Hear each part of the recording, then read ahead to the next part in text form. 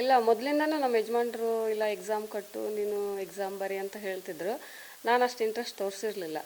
But ಇವಾಗ ಅಂದರೆ ಮಕ್ಕಳು 4 ಜನ ಮಕ್ಕಳು, ಜವಾಬ್ದಾರಿ ಭಾಳ, ಮನೆಯಲ್ಲೆಲ್ಲ ಕೆಲಸ ಮಾಡೋದು, ಸ್ವಲ್ಪ ಆ ಕಡೆ ಈ ಕಡೆ ರಾಜಕಾರಣ, ಫಂಕ್ಷನ್ನು, ಫ್ಯಾಮ್ಲಿ ಅಂತೆಲ್ಲ ನನಗೆ ಟೈಮ್ ಸಿಕ್ಕಿರಲಿಲ್ಲ. ಇವಾಗ ಮಕ್ಕಳೆಲ್ಲ ದೊಡ್ಡವರಾಗ್ಯಾರ, ಅವ್ರವ್ರದ್ದು ಕೆಲಸ ಅವರೆಲ್ಲ ಮಾಡ್ಕೊಳ್ಲಿಕ್ಕತ್ತಾರ.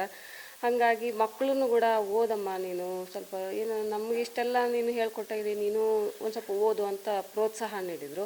ಯಜಮಾನ್ರು ಎಕ್ಸಾಮ್ ಬರಿ, ಎಷ್ಟಾಗುತ್ತೆ ಅಷ್ಟು ಬರಿ, ನಿನ್ನ ಕೈಲಿ ಎಷ್ಟಾಗುತ್ತೆ ಅಷ್ಟು, ನೆಕ್ಸ್ಟ್ ಏನಾದರೂ ಸ್ವಲ್ಪ ಹೆಚ್ಚು ಕಮ್ಮಿ ಆದರೂ ನೆಕ್ಸ್ಟ್ ಮತ್ತೆ ಕಟ್ಟಲಿಕ್ಕೆ ಅವಕಾಶ ಇರ್ತದೆ, ಓದು ಅಂತ ಹೇಳಿದ್ರು. ಹಾಗಾಗಿ ನಾನು ಓದೋಕ್ಕೆ ಮನಸ್ಸು ಮಾಡಿದೆ.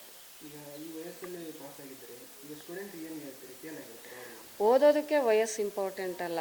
ಓದುವಂಥ ವಿಷಯ ಬಂದಾಗ ವಯಸ್ಸು ಸಣ್ಣವರು ದೊಡ್ಡವರು ಅಂತ ಇರಲ್ಲ, ಅದು ಅವ್ರವ್ರ ಮನಸ್ಸಿನ ಮೇಲೆ ಡಿಪೆಂಡ್ ಇರ್ತದೆ. ಓದಬೇಕನ್ನೋ ಛಲ ಇದ್ದರೆ ಯಾರು ಬೇಕಾದರೂ ಪಾಸ್ ಆಗ್ತಾರೆ. ನನಗೆ ಮನೆಯವ್ರ ಸಪೋರ್ಟ್ ಇರೋದ್ರಿಂದ ಅವ್ರ ಆಸೆನ ನಾನು ನಿರಾಸೆ ಮಾಡಬಾರ್ದು ಅನ್ನೋದಕ್ಕೋಸ್ಕರ, ಮತ್ತು ನನ್ನದೊಂದು ಕನಸಿತ್ತು, ಸೆಕೆಂಡ್ PUC ಓದಬೇಕು, ನಾನು ಸ್ವಂತವಾಗಿ ಓದಿ ನಾನು ಪಾಸ್ ಆಗಬೇಕು ಅನ್ನೋದು ಒಂದು ಭಾಳ ಹಂಬಲ ಇತ್ತು. ಹಾಗಾಗಿ ಕಷ್ಟಪಟ್ಟು 1 ತಿಂಗಳು 2 ತಿಂಗಳು ನಾನು ನಿದ್ದೆಗೆಟ್ಟು ಓದಿ ಪಾಸಾಗಿದ್ದೀನಿ.